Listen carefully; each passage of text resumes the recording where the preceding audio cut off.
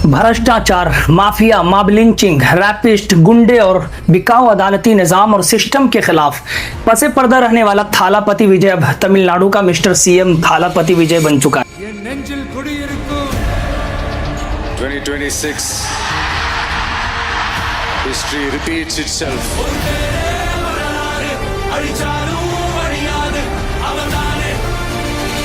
दोस्तों, कहानी शुरू होती है उस रात से जब 22 जून 1974 को मद्रास यानी आज के चेन्नई में एक फिल्म डायरेक्टर के घर एक बच्चा पैदा होता है। उस बच्चे का नाम रखा गया जोसेफ विजय चंद्रशेखर।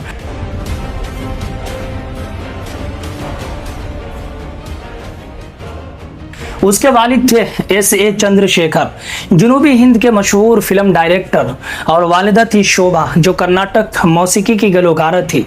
घर में फिल्में थी, कैमरे थे, कहानियां थी, मगर किसी ने नहीं सोचा था कि यह बच्चा एक दिन सिर्फ फिल्मी दुनिया नहीं बल्कि सियासत की जमीन भी हिला देगा। विजय बचपन से खामोश तबीयत के थे, ज्यादा बोलते नहीं थे, मगर वो एक चीज बहुत गौर से देखते थे, ताकतवर हमेशा ताकतवर के साथ खड़ा होता है और आम आदमी हमेशा सिस्टम के नीचे पिसता है।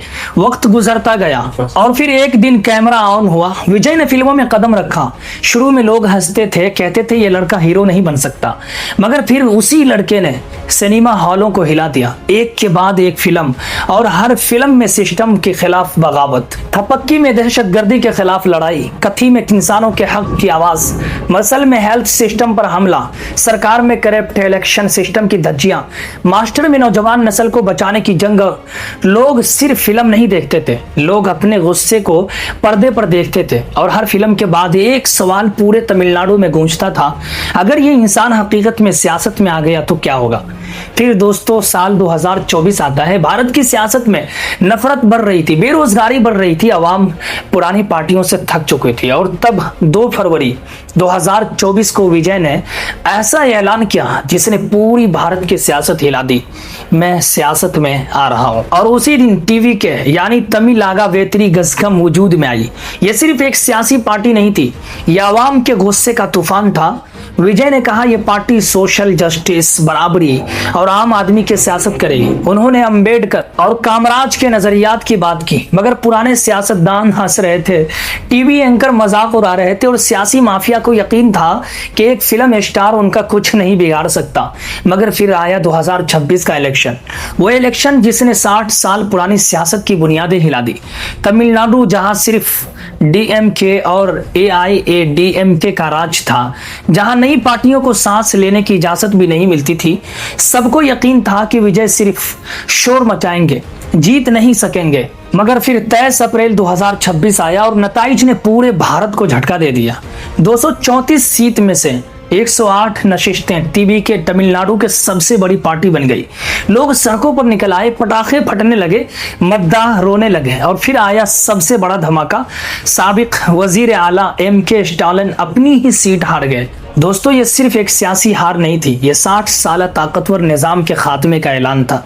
फिर आया वो दिन जो कभी सिर्फ फिल्मों में लगता था, 7 मई 2026, चेन्नई नेहरू इंडोर स्टेडियम, हजारों लोग, कैमरे, नारे और स्टेज पर खड़ा वो इंसान जिसे कभी लोग सिर्फ फिल्मी हीरो कहते थे, आज वो तमिलनाडु के 14वें वजीर आला के तौर पर हलफ उठा रहा था, शपथ ले रहा था, थालापति विजय। अब मिस्टर चीफ मिनिस्टर थालापति विजय बन चुका था। और दोस्तों, असल जंग अब शुरू हुई थी, क्योंकि फिल्म में विलन को हराना आसान होता है, मगर हकीकत में विलन सिर्फ एक इंसान नहीं होता, वो पूरा सिस्टम होता है। पुलिस में, अदालतों में, मीडिया में, हर जगह विलन मौजूद है और सियासत में भी विलन की कमी नहीं। अब देखना यह है कि फिल्मी दुनिया का हीरो ये हकीकी दुनिया के विलन को किस तरह के शोर मचाने पर उतर आते हैं कि क्या विजय वाकई करप्शन, माफिया, बिकाऊ निजाम, सिस्टम और ताकतवर सियासी खानदानों को चैलेंज कर पाएंगे, या फिर यही सिस्टम उन्हें भी बदल देगा। मगर एक बात तय है, तमिलनाडु की सियासत अब पहले जैसी नहीं रहेगी, क्योंकि एक अदाकार ने आवाम को यह यकीन दिला दिया कि अगर आवाम जाग जाए तो पुरानी माफिया, भ्रष्टाचार, रैपिस्ट और तमाम तर सिस्टमों से वजूद में आने वाली सियासत भी, पार्टीज भी खत्म हो सकती है। 60 साल पुराना तख्त बिगड़ सकता है। अगर आप समझते हैं कि भारत की सियासत को वाकई नए चेहरों की जरूरत है तो वीडियो को शेयर करें और कमेंट में लिखिए क्या थालापति विजय वाकई सिस्टम बदल पाएंगे। मिलते हैं अब अगली वीडियो में, तब तक के लिए अलविदा।